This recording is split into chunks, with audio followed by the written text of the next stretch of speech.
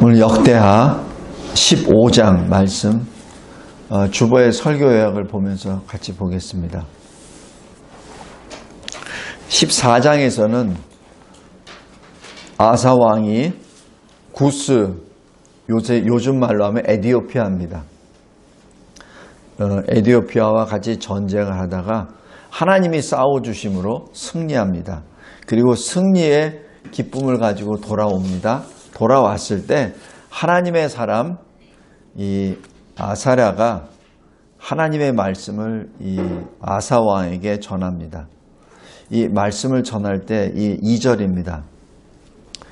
너희가 여호와와 함께 하면 여호와께서 너희와 함께 하실지라. 너희가 여호와를 찾으면 여호와께서 너희와 만나 주시리라. 그러나 만약에 너희들이 하나님을 버리면 하나님이 너희를 버리시리라. 지금 이 말씀이 왜 오셨겠습니까? 지금 전쟁 승리를 했어요. 승리도 하나님이 대신 싸워주셨어요. 여기 4절 보십시오. 4절 12절 14장 12절 여호와께서 구스 사람들을 아사와 유다 사람들 앞에서 치시니 이렇게 나옵니다. 그러니까 이미 전쟁에서 하나님이 유다를 위해서 대신 싸워주셨다는 것을 경험한 사람들이에요. 경험한 사람들인데 지금 그 사람들이 얼마나 성령 충만, 기쁨 충만, 감사 충만, 그죠? 그 상태에서 돌아왔겠습니까? 지금 구스군은 여기 9절 보세요. 14장 9절 100만 명입니다. 100만 명이 와서 유다를 점령하려고 조그만 유다 점령하려고 하는데 하나님께서 다 물리쳐 주셔가지고 승리해서 돌아온 거예요. 그런데 여기서 보통들 하면은 수고했다 이게 칭찬해 주실 텐데 그죠? 근데 하나님은 칭찬이 아니라 지금 경고의 말씀을 주십니다. 그것이 여기 2절입니다. 하나님은 우리보다 더 잘 아세요. 우리가 무슨 일을 해야 뭐 잘 되잖아요. 그게 하나님이 행하셨다고 하나님이 도우셔서 잘 된 거 다 알아. 그런데 내 교만이 막 일어납니다. 역시 내가 잘했지. 역시 내가 지혜가 있어. 이렇게 들어가 버립니다. 지금 그것을 지금 아예 차단해 버리는 겁니다. 왜? 지금 이게 초창기에 지금 겨우겨우 나라가 지금 설듯 말듯 할 이때 지금 이 하나님을 또 떠나버리면 이 나라가 완전히 이거는 엉망이 돼버리거든요. 지금 나라가 12개 지파에서 지금 2개 지파만 받았잖아요. 그러니까 이게 잠시 이 인접국가에서 힘만 쓰면 없어져 버린 나라입니다. 지금 그래서 하나님이 직접 역사했어요. 지금 그래서 이 하나님의 사람들이 있을 때 처음 단계 제대로 서지 못할 때는 하나님이 직접 개입하십니다. 직접 개입하세요. 개입하셔서 하나님이 일하세요. 직접 일하십니다. 우리 진료와 제자교회도 여러 번 사라질 위험이 있었어요. 근데 그때마다 하나님이 계속 보내주세요. 동역자들을 보내주십니다. 지금 이 자리에 있는 분들도 마찬가지예요. 좌우 한번 이렇게 보세요. 아마 제가 거기에 대한 산 증인입니다. 교회가 사실 그 어려움에 당했을 때 보내주세요. 그들로 인해서 교회가 계속 버티고 있는 겁니다. 여기 15장 여기 1절에 하나님의 영이 아사랴에게 임하심에, 아사랴는 선지자입니다. 아사랴에게 임하심에 지금 승리를 하고 돌아온, 승리를 해서 거기 노획물도 많고 그 다음에 이 이스라엘 사람들이, 여기서 이스라엘은 북이스라엘이에요. 북이스라엘 사람도 막 같이 와요. 그것이 여기 어디에 있냐면 15장 9절 보십시오. 에브라임과 므낫세와 시므온 가운데서 나와서 저희 중에 머물러 사는 자들을 모았으니. 이게 뭐예요? 에브라임과 므낫세는 또 시므온은 저 10개 지파 중에 속한 사람들이에요. 그러니까 북이스라엘 지파 사람들이에요. 북이스라엘 지파 사람들 중에서도 유다로 내려온 겁니다. 남유다로 내려와서 남유다에 있는 사람들과 같이 머물러 살고 있어요. 왜? 북이스라엘 이게 아니거든. 이거 우상 섬기고 하나님을 저버리고 제대로 예배 생활도 안 하고 그러니까 내려온 거예요.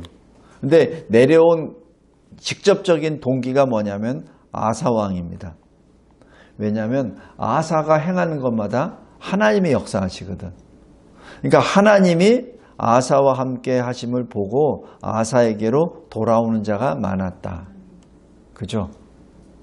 지금 이게 그 아사왕 아비야하고는 틀려요. 그래서 여기 아사왕이 이 우상에 대한 모든 것을 개혁을 하고 나니까 평안해지거든. 그 다음에 에디오피아 군이 침략을 했는데 다 물리치거든. 그러니까 사람들이 보고 이거 하나님이 함께 해주시는구나. 그러니까 북이스라엘에 있던 사람들이 일부가 계속 내려옵니다. 성도 여러분, 첫 번째입니다. 하나님은 하나님의 사람이 형통하게 하도록 인도하신 다음에 꼭 경고의 말씀을 주십니다. 교만하지 마. 자만하지 마. 네가 지금 이렇게 형통하게 된 것은 너의 능력 때문이 아니야. 하나님이 대신 싸워주셨고 하나님이 너에게 복을 주셨기 때문이야 라고 지금 딱 주십니다. 그것이 첫 번째 교훈입니다. 두 번째, 그런 하나님은 항상 자기 백성이 하나님과 함께 행하시기를 원하십니다. 그러니까 2절 말씀을 주시죠. 그죠? 그러니까 너희가 하나님을 찾으면 내가 너와 함께 있을 거야. 네가 하나님과 함께 행하면 내가 너와 함께 할 거야. 그런데 네가 만약에 하나님을 떠나면 내가 너를 버릴 거야. 이것이 하나님이 자기 백성을 향한 은혜의 말씀이요 동시에 경고의 말씀입니다. 그럼 저 3절 말씀 보세요. 이스라엘에는 참신이 없고 가르친 제사장도 없고 율법도 없은 지 오래되었다. 이 말입니다. 여기에는 두 가지 해석이 나옵니다. 첫 번째 해석은 이 이스라엘이 사사시대를 말합니다. 사사시대는 뭐라고 하죠? 여호수아가 요단을 건너서 약속의 땅을 다 점령하고 다 분배까지 해줬어요. 그 여호수아가 마지막 죽기 직전에 예언적으로 유언적으로 말합니다. 그것이 여호수아 24장입니다. 너희들이 지금 정해라. 저 요단 강 건너편에 있는 이방인들처럼 이방신을 섬기든지 아니면은 우리를 구원해 주신 출애굽의 여호와 우리 하나님, 우리 조상들의 하나님을 섬길 건지 지금 정하라. 나와 내 집은 여호와만을 섬기리라. 이 선언을 딱 합니다. 굉장히 중요합니다. 그러자 온 이스라엘이 뭐죠? 우리도 당신처럼 여호와를 섬기겠습니다. 이렇게 서원을 했어요. 했는데 여호수아가 죽자 어떻게 됐습니까? 전부 다 자기 소견이 옳은 대로 막 행해버립니다. 그것이 사사시대입니다. 그러니까 사사시대에 있는 동안에 무슨 일이 벌어지죠? 하나님을 제대로 섬기지 않으니까 하나님이 주변 국가를 막대기와 몽둥이로 사용해 주셔서 환난을 주시죠. 그러면 아프니까 자기들이 해결할 수 없으니까 하나님을 또 찾죠. 그러면 그때 하나님이 사사를 세우십니다. 그럼 그 사사를 통해서 이기고 평안을 잠시 유지해요. 근데 평안이 유지되니까 다시 또 우상으로 돌아갑니다. 그러면 또 다시 매를 드시죠. 그것이 12번입니다. 그래서 사사시대에 있는 12명의 사사가 지나가는 동안 이스라엘에는 여기 3절입니다. 참신이 없고, 여기서 참신이 없다는 얘기는 하나님이 없다는 얘기가 아니라 참 하나님을 섬기지 않았고, 또 가르치는 제사장도 없고, 제사장은 이미 다 세워놨잖아요. 근데 제사장은 가르치지도 않고, 율법이 없었나요? 이미 있었죠. 시내산에서 모세가 받아서 다 주었죠. 그런데 율법을 받기는 받았대 마치 율법이 없는 자처럼 살았고, 그러다 보니 이스라엘이 14절에 환란이 계속해서 나옵니다. 그러니까 환란이 닥치니까 이스라엘 하나님께로 또 회개하고 돌아가고, 그러니까 또 하나님이 만나주시고 하는 그러한 일들이 계속 있었습니다. 그것이 구체적으로 5절, 6절입니다. 그러니까 온 땅의 모든 주민이 크게 요란했고 평안이 없어졌고, 이 나라와 저 나라가 치고 이 도시가 저 도시를 치고, 이것이 사사시대의 그 모습이 될 수 있습니다. 그다음에 또 하나 해석은 바로 현재 있는 북이스라엘의 모습입니다. 북이스라엘이 어떻죠? 분단되고 난 다음 10개 지파를 가지고 나가서 거기에 여로보암 초대왕이 금송아지를 만들고 예루살렘에 가서 예배를 드리지 못하도록 만들어버리죠. 그러니까 3절이 됩니다. 북이스라엘에는 참신이 없고 제사장도 없고, 제사장은 다 쫓아내버렸으니까 제사장도 없고 율법도 없고 자기 마음대로, 그러니까 환란이 임하게 된 거죠. 자, 이렇게 사사시대를 해석해도 되고 지금 북이스라엘이라고 해석해도 됩니다. 이 3절의 이스라엘을 하나님께서 이렇게 말씀을 주신 이유는 바로 7절입니다. 강하게 하라. 뭘 강하게 하라는 얘기죠? 믿음을 강하게 가지라. 말씀을 굳건하게 잡고 지켜라라는 그 말씀입니다. 그리고 너희 행위에는 상급이 있다. 그러니까 늘 지켜라. 그러니까 우리 설교야 큰 1번에 4번 보십시오. 너희가 음란과 정욕과 술취함과 방탕과 향락과 무법한 우상 숭배를 하여 이방인의 뜻을 따라 행한 것은 지나간 때로 족하도다. 이제 개혁하라. 이제 돌아오라. 이제 말씀으로 돌아오라. 하나님께로 돌아오라. 이제는 강하게 하라. 너희 손이 약해지지 않게 하라. 지금 이 말씀을 언제 주셨다고요? 형통할 때. 왜? 사랑하시기 때문에. 우리 삶도 마찬가지입니다. 하나님 앞에 은혜를 받았습니까? 근데 종종 제가 만난 성도들도 그렇고 주변에 뭐가 잘 되면 가장 먼저 하나님부터 정리를 해요. 뭐가 잘 되면, 자기가 계획된 대로 뭐가 잘 되고 형통하게 되면 먼저 하나님부터 정리합니다.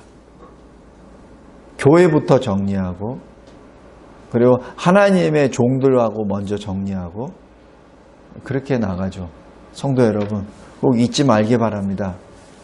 잘 될 때 하나님께 더 붙어 있기를 바랍니다. 다음 두 번째, 8절부터 19절입니다.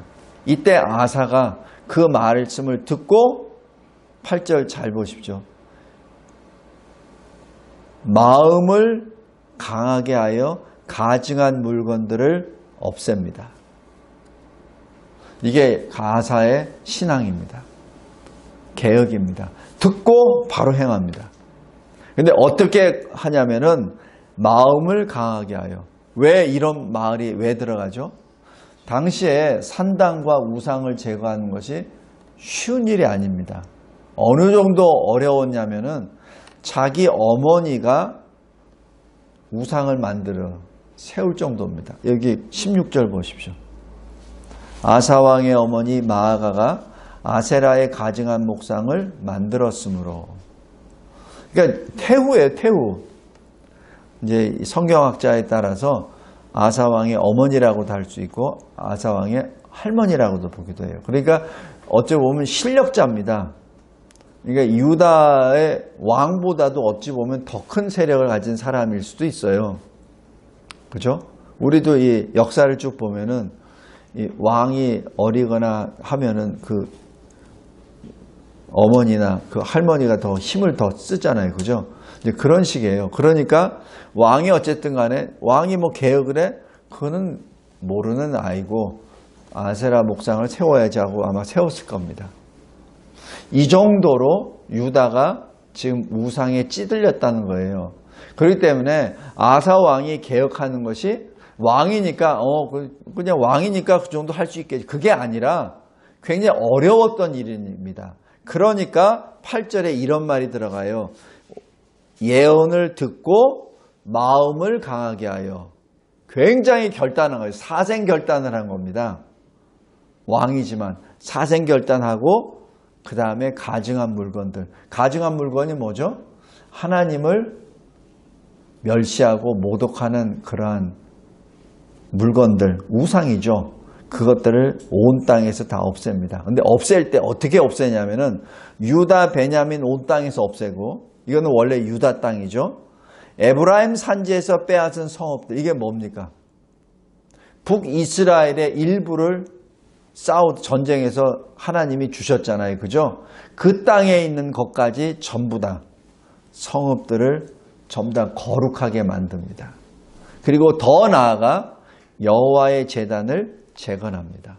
이 재건한다는 얘기를 보니까 아마 많이 무너졌을 거예요. 왜냐하면 유다가 전쟁을 또 계속 하잖아요. 그러면서 성전의 제단이 무너졌기 때문에 지금 예배를 회복하기 위하여 지금 눈에 보이는 제단을 지금 재건했다는 사실입니다. 그리고 9절에 우리가 보았던 것처럼 북이스라엘에 있던 사람들이 아사왕과 함께 동행하시는 하나님을 보고 아사왕에게 돌아가는 사람들이 많았습니다. 그러다 보니 유다가 점점 더 강해졌겠죠. 그 결과 어떻게 되죠? 그 결과 19절입니다. 다시는 전쟁이 없으니라. 35년까지. 성도 여러분, 이것이 하나님이 하나님의 말씀대로 돌아가는 하나님의 사람들에게 주시는 선물입니다. 평강을 주십니다. 이럴 때 여기 11절 보십시오. 예루살렘에 다 모여서 예배를 드리는데 소 700마리, 양 7,000마리를 하나님께 드립니다. 굉장히 많죠. 그런데 우리 역대하 7장 5절 한번 보십시오. 솔로몬이 드린 제물을 한번 보십시오. 솔로몬이 성전을 다 완공하고 난 다음에 하나님께 드린 것, 소가 얼마? 22,000, 양이 12만 마리입니다. 그러면은 22,000 나누기 700 하면 얼마죠? 몇 분의 1이죠? 30분의 1? 그죠? 그 다음에 양 7,000마리니까 12만 마리에다 7,000마리니까 얼마예요? 그러니까 이 솔로몬이 행했었던 그 양과 이 지금 아사왕이 한 것은 비교가 안 돼요.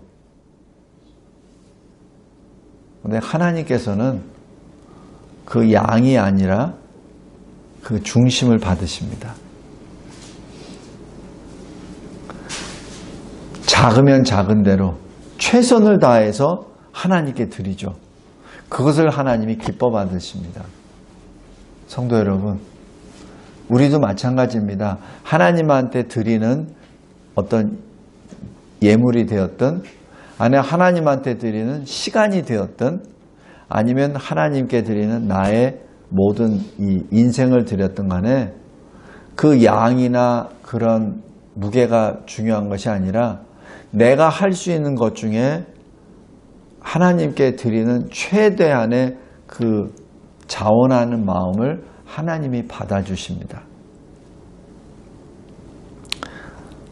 그리고 여기 13절에 12절에 이 선지자를 통하여 주신 그 말씀을 그대로 받아서 서원 기도를 합니다.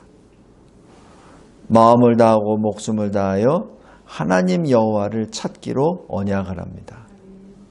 아까 말씀했잖아요. 하나님을 찾으면 있으리라. 그죠? 그 다음에 13절 보십시오. 결단합니다. 하나님을 찾지 아니한 자는 누구를 막론하고 사형에 해당하는 것이 마땅하다. 지금 선지자가 하나님이 전하시는 하나님의 말씀을 그대로 고백합니다.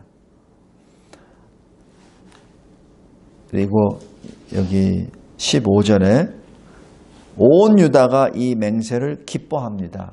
누가 강압에 의한 게 아니에요. 아사 왕이 이거 해라 이게 아닙니다. 온 유다가 자원하여 기쁨으로 나아가죠. 여기 아사 왕이 이걸 뭐 해라 뭐 합시다 이거 아닙니다. 그죠? 아사 왕하고 이 유다 백성들 똑같이 다 들었어요. 똑같이 다 듣고 그래서 똑같이 반응합니다. 온 백성이 자원합니다. 그랬을 때 하나님이 기뻐 받아주시고 15절에 그들의 사방에 평안을 주셨더라. 그리고 이 아사왕은 그 어머니 태우가 하나님의 말씀에 어긋났기 때문에 폐위시킵니다. 이게 쉬운 일이겠습니까? 어머니보다 하나님을 더 사랑하는 아사왕입니다. 그러나 그러한 아사왕도 17절 산당은 제하지 못합니다. 이것이 아사왕의 한계였죠. 더 하다가는 더 분란이 생길 수 있기 때문에 또 아니면은 아사왕의 믿음의 한계가 거기까지. 그래서 나중에 이 산당까지 제하는 이 왕은 나중에 따로 하나님이 세우십니다. 말씀을 맺겠습니다. 한 사람이 변화가 됐을 때 나라가 변화됩니다. 그리고 한 사람이 서원했을 때 나라가 평안을 얻습니다.